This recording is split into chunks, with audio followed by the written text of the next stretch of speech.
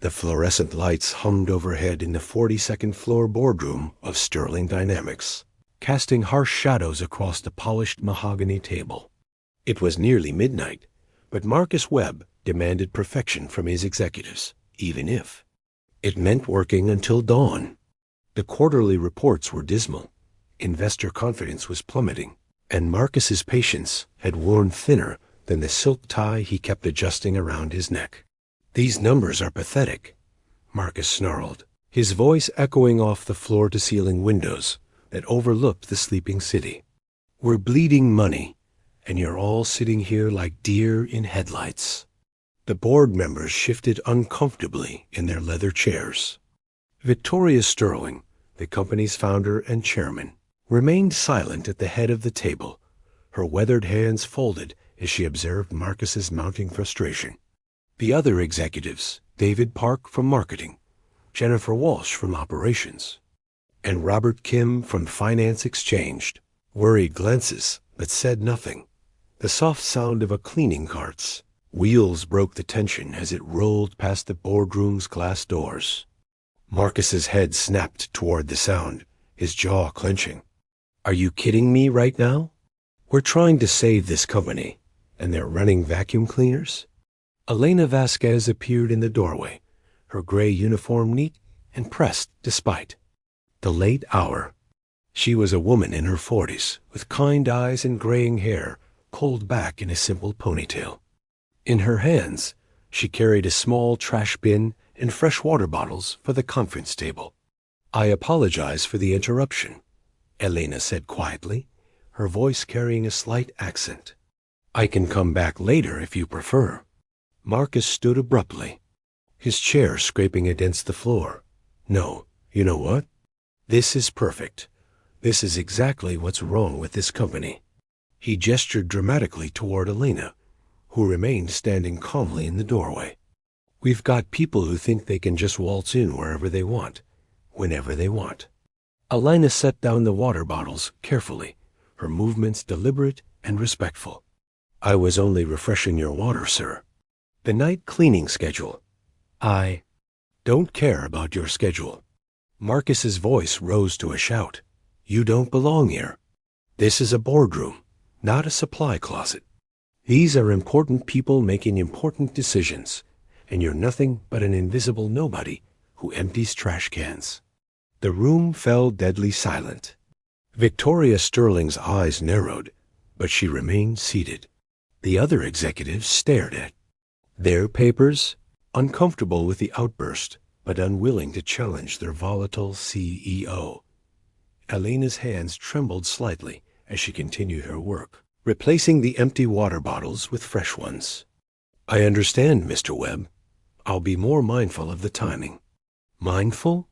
Marcus laughed bitterly. "You think being mindful is enough? People like you are a dime a dozen.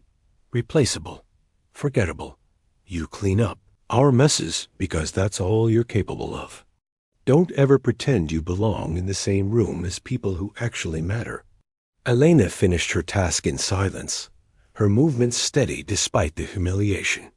As she gathered her supplies, she looked up at Marcus with eyes that held no anger, only a deep, quiet sadness that seemed to cut through the room's tension more effectively than any argument could have. "I hope your meeting goes well, sir," she said softly, and wheeled her cart away into the darkness of the hallway. Marcus returned to his seat, straightening his tie with satisfaction. That's how you handle disruptions. Firm boundaries. Clear hierarchy. But as he looked around the table, he found no agreement in the faces of his colleagues, only a cold, uncomfortable silence that seemed to stretch on forever. The quarterly reports lay forgotten on the table as the weight of his words settled over the room like a suffocating blanket. Thomas Chun adjusted his security badge as he made his rounds through the empty corridors of Sterling Dynamics. At 62, he had walked these halls for over 15 years, watching executives come and go while the night shift workers remained constant. Tonight felt different, though heavier somehow, as if the building itself had absorbed the cruelty that echoed from the boardroom hours earlier. He found Elena in the supply closet on the 38th floor, sitting on an overturned bucket with her head in her hands. Her cleaning cart stood forgotten in the doorway, and her shoulders shook with silent tears. "Elena?" Thomas knocked gently on the doorframe. "You okay, Mia?" She looked up, quickly wiping her eyes. "Just tired, Thomas. Long night." But Thomas had heard the shouting. Word traveled fast among the night crew, and Marcus Webb's outburst had already spread through the building like wildfire. "What he said up there, that wasn't right. That wasn't you." Elena managed a weak smile. "It's fine. I've heard worse." "No, it's not fine." Thomas stepped into the small room, his voice firm but gentle. "You know what I see when I look at you? I see someone who stays late to help Danny in the mailroom practice his English. I see someone who brought homemade soup to Grace when she was working unpaid overtime as an intern. I see someone who—" "Please, Thomas." Elena stood, gathering her composure. "I just need to finish my route." But Thomas wasn't finished. "Rebecca Stone came by last week, you know. The old VP who got laid off during the restructuring. She asked about you specifically." Elena's hands stilled on her cleaning supplies. Rebecca Stone had been one of the few executives who treated the service staff with genuine respect before Marcus forced her out 6 months ago. "She told me something interesting," Thomas continued. "Said she remembered you from way back, from some MIT alumni newsletter. Said there was this brilliant professor who disappeared from academia about 5 years ago. Professor Elena Vasquez, who was working on something revolutionary before her world fell apart." The silence stretched between them, heavy with unspoken truths. "My son Diego has cerebral palsy," Elena finally whispered, her voice barely audible. "After my husband died in the car accident, I lost everything trying to pay for Diego's care and the medical bills. The university ... they couldn't hold my position forever. I had to choose between my career and my child." Thomas nodded slowly. "And you chose your boy. Every night, after Diego falls asleep, I work on my research. In the apartment, on my laptop. The algorithm I was developing, it could revolutionize how companies predict market trends, optimize resources. But what good is changing the world if I can't even take care of my own family?" She opened her cart and pulled out a worn notebook, its pages filled with complex equations and diagrams. "I keep this with me always. Sometimes when the offices are empty, I use the whiteboards to work through problems. I tell myself I'm just dreaming, that the math is sound." Thomas looked at the notebook with reverence. "Does anyone know about your research? Who would listen to a janitor's ideas?" Elena's laugh was bitter. "Mr. Webb made it clear. Tonight people like me don't belong in rooms where important decisions are made." "That man is wrong about everything that matters," Thomas said firmly. "And one day, Elena, the world is going to see what I see, that you're not just someone who cleans up messes. You're someone who solves them." As Elena returned to her work, Thomas watched her disappear around the corner, her notebook clutched against her chest like a shield against the world's cruelty. He pulled out his phone and scrolled to Rebecca Stone's contact information, his thumb hovering over the call button. Some truths, he thought, were too important to remain hidden in supply closets and empty hallways. Part 3. The Ripple Effect. Danny. Rodriguez was sorting mail in the basement when he heard about Marcus Webb's midnight tirade. The news had traveled through the building's invisible network of janitors, security guards, and maintenance workers, the people who kept Sterling Dynamics running while remaining largely unseen by the executives above. "He called her what?" Danny asked, his hands pausing over a stack of priority envelopes. "Said she was nobody, replaceable, told her she didn't belong," whispered Maria Santos from housekeeping, her voice tight with anger, right in front of the whole board. Danny's jaw clenched. Elena had spent countless hours, helping him improve his English, staying late to practice pronunciation and grammar so he could eventually apply for better positions within the company. She never asked for anything in return, never made him feel stupid for struggling with words that came naturally to native speakers. By morning, the story had reached every floor of the building. Grace Park, a bright intern in the analytics department, overhead two senior managers discussing it by the coffee machine.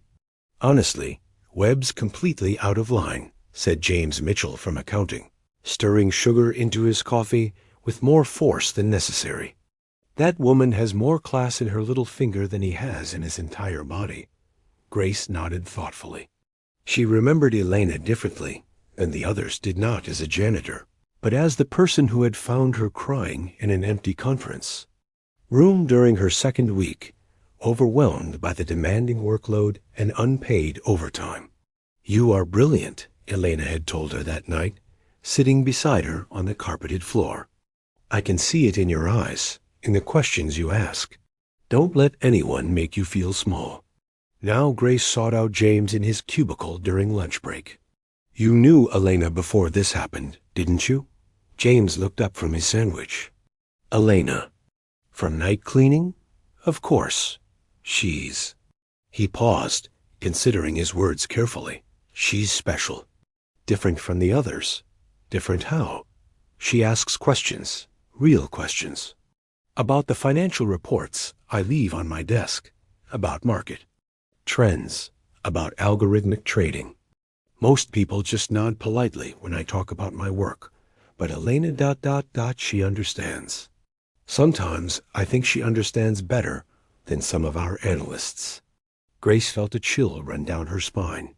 "What kind of questions?" "Complex ones. About pattern recognition in datasets. About predictive modeling. One night she saw me working late on a particularly nasty forecasting problem, and she suggested an approach I hadn't considered. Her insight was ... double quotes. James shook his head in wonder. "It was brilliant. Solved a problem that had been bugging me for weeks." The pieces were starting to come together for Grace. She had a computer science degree from Stanford and recognized genius when she saw it, even when it wore a janitor's uniform. That evening, she stayed late, waiting for the night shift to begin. She found Elena restocking supplies on the 10th floor, moving with the quiet efficiency that had made her nearly invisible to the daytime staff. "Elena?" Grace approached carefully. "I heard about what happened last night. I'm sorry." Elena smiled sadly. "It's okay, Grace. How are your projects going?" "Actually, I wanted to ask you something." Grace pulled out her tablet, showing Elena a complex data visualization she'd been struggling with. "I'm having trouble with this market prediction model. James Mitchell mentioned you might have some insights." Elena's eyes immediately focused on the screen, and Grace watched her expression change from polite interest to intense concentration. "The variables you're weighing here," Elena said softly, tracing patterns on the tablet with her finger. "You're giving equal importance to historical and real-time data, but market volatility creates nonlinear relationships that ... For the next 30 minutes, Elena transformed before Grace's eyes. Gone was the quiet, subservient janitor. In her place stood someone who spoke the language of advanced mathematics and economic theory with fluency that took Grace's breath away. When Elena finished explaining her approach to the problem, Grace stared at her in stunned silence. "Elena," she said finally, "who are you really?" Victoria Sterling had built her company from nothing 40 years ago, and she hadn't survived in the cutthroat world of corporate America by ignoring important information. When Rebecca Stone called her at 7 in the morning with an urgent request for a private meeting, Victoria cleared her schedule. They met at a small cafe downtown, away from the glass towers and prying eyes of Sterling Dynamics. Rebecca looked older than her 55 years, the stress of her forced departure still etched in the lines around her eyes. "Victoria, I need to tell you something about Elena Vasquez, Rebecca began without preamble. The woman Marcus humiliated. Last night, Victoria sipped her coffee, her expression neutral. Go on. 5 years ago, she was Dr. Elena Vasquez, one of MIT's brightest minds in computational economics. She was developing an algorithm that could predict market fluctuations with unprecedented accuracy. The early results were revolutionary. We're talking about technology that could transform how businesses operate. Rebecca pulled out a tablet and showed Victoria a series of academic papers. She published extensively before her husband's death. Look at these citations, these peer reviews. She was on track to win major awards, maybe even a Nobel Prize in economics. Victoria studied the papers carefully. The mathematical concepts were beyond her expertise, but she recognized brilliance when she saw it. What happened to her research? Personal. Tragedy derailed everything. But Victoria, Rebecca leaned forward intensely. What if I told you she never stopped working? What if she's been continuing her research all along, right under our noses? That afternoon, Victoria called an emergency meeting with her head of security. Thomas Chun sat across from her in her corner office, his weathered hands folded in his lap. Thomas, I need you to tell me everything you know about Elena Vasquez. For the next hour, Thomas painted a picture that left Victoria stunned. Elena's late-night work sessions using office whiteboards. Her profound conversations with employees about complex business problems. The notebook she carried everywhere, filled with equations that could save Sterling Dynamics from its current financial crisis. She's been working on something big, Thomas concluded. Something that could change everything for this company. But she's convinced nobody would listen to a janitor's ideas. That night, Victoria did something she hadn't done in decades. She stayed late to observe the night shift personally. Hidden in a darkened conference room, she watched Elena work through the building, noting how she paused at whiteboards, how her eyes lingered on financial reports left on desks, how she moved through the corporate world like a ghost with genius level. Insights. At midnight, Victoria followed Elena to an empty boardroom on the 40th floor. Through the glass doors, she watched Elena pull out her notebook and begin transcribing complex equations onto the whiteboard. The mathematics were beautiful and terrifying in their sophistication. Victoria entered the room quietly. Dr. Vasquez. Elena spun around, her face pale with fear. Ms. Sterling. I'm sorry. I'll clean this off immediately. Please don't. Victoria approached the whiteboard, studying the equations with awe. This is your market prediction algorithm, isn't it? Elena's hands trembled. I know I shouldn't be using company property for personal. Personal? Victoria turned to face her. Elena, if these calculations are correct, this isn't personal research. This is the solution to every problem Sterling Dynamics is facing. For the first time since her husband's death, Elena allowed herself to hope. You understand what you're looking at? I understand enough to know that Marcus Webb was catastrophically wrong about you. Victoria pulled out her phone. Elena, I'm calling an emergency board meeting. Tomorrow morning, you're going to present your research to people who will finally listen. Elena sank into a chair, overwhelmed. Miss Sterling, you're just the person who's going to save this company, Victoria said firmly. And after tomorrow, everyone will know it. Part 5. The transformation. The boardroom looked different in the morning light.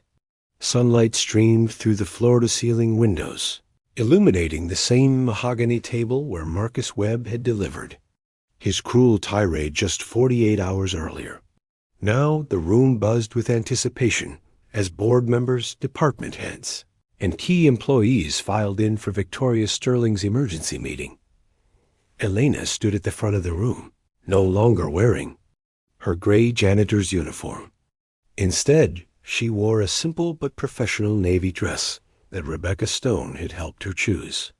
Her notebook lay open on the podium, And behind her, the whiteboard displayed the elegant mathematical proofs that would reshape Sterling Dynamics. Future. Marcus Webb sat rigidly in his usual seat, his face a mask of confusion and barely controlled anger. Victoria, what is the meaning of this circus? Why is the cleaning lady, Dr. Elena Vasquez, Victoria corrected sharply, is here to present research that could save this company from bankruptcy? The room fell silent as Elena began to speak, her voice growing stronger with each word. She explained her algorithm with the same patience she had shown Danny Rodriguez during their English lessons, the same clarity she had offered Grace Park during late-night problem-solving sessions. The traditional models you've been using assume linear market relationships, Elena explained, pointing to her equations. But markets are complex adaptive systems. My algorithm accounts for nonlinear variables, emotional market responses, and real-time sentiment analysis from multiple data streams. James Mitchell leaned forward, recognition dawning in his eyes. This is the approach you suggested for my forecasting problem, the one that worked perfectly. Elena nodded. The same principles apply at enterprise scale. Based on your current financial data, implementing this system would improve prediction accuracy by approximately 340%, while reducing operational costs by 60%.